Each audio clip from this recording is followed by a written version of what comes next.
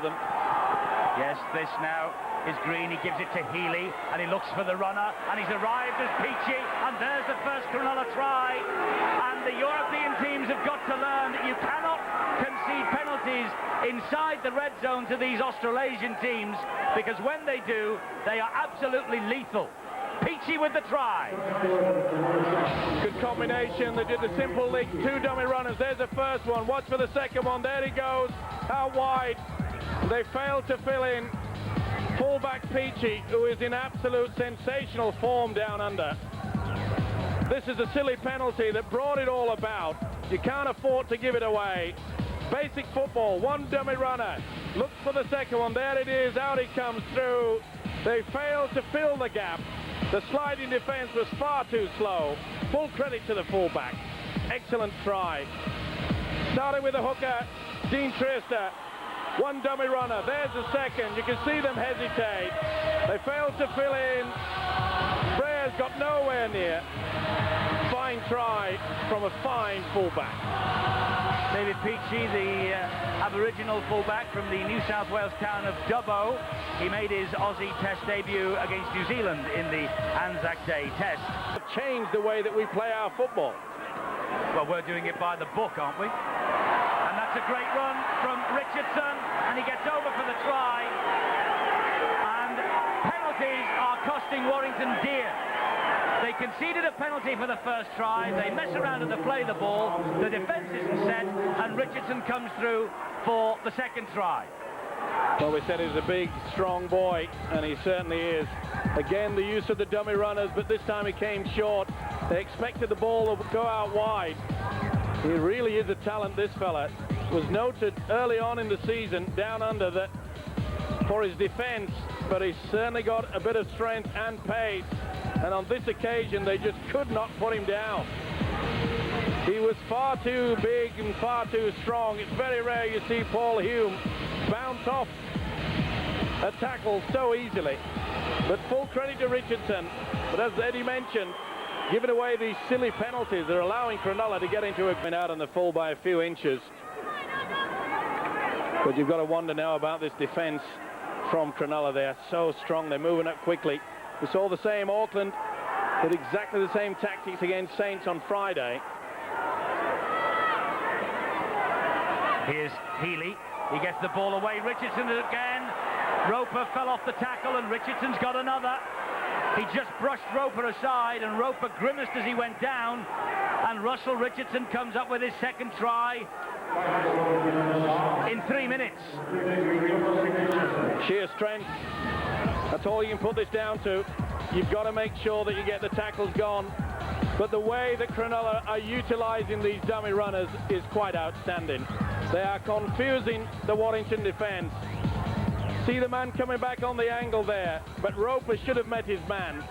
But there was no one there to help him. Once he'd gone off Roper, pushed him to... And it was missed by the referee.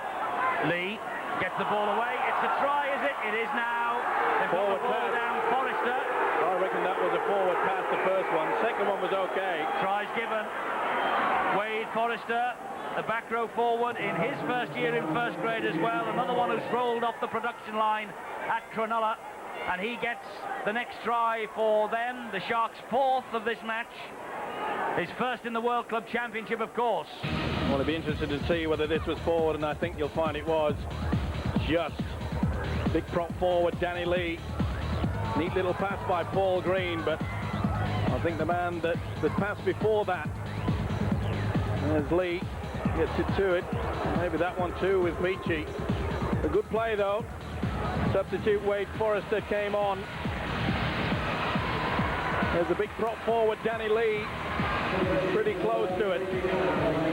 Referee Russell Smith was in a pretty good position. Trista gets the ball away. Lang, that was a high shot on him, right into the throat from Sculthorpe, but the referee allows play to continue. Trista again. Very constructive work by Cronulla, using the big forwards and the run from the dummy half, yet again on the blind side. They'll work on this one side now. And here goes Richardson again. He's after the hat-trick, and he's round Penny, and he's in easily. That's the hat-trick for Russell Richardson. Penny just didn't have the speed to cut him out wide. And Russell Smith points to the spot. Hat-trick for Russell Richardson. 2 runs on the blind side. They really did split open the defence.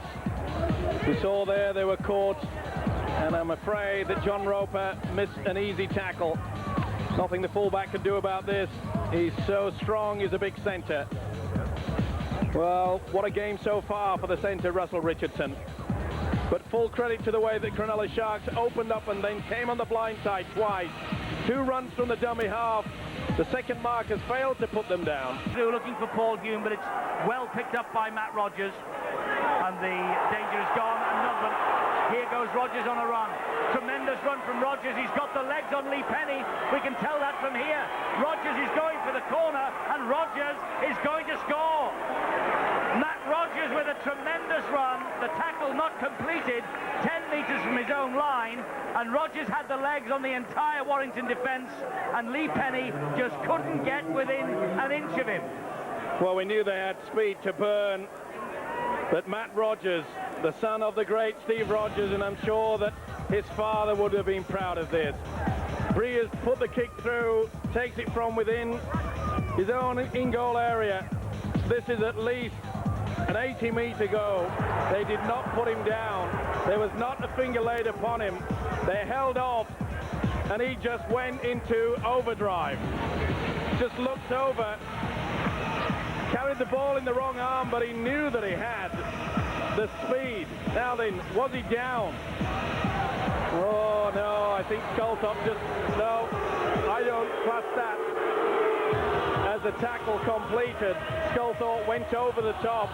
You must have control and a hand on him, and I don't think he had a hand on him.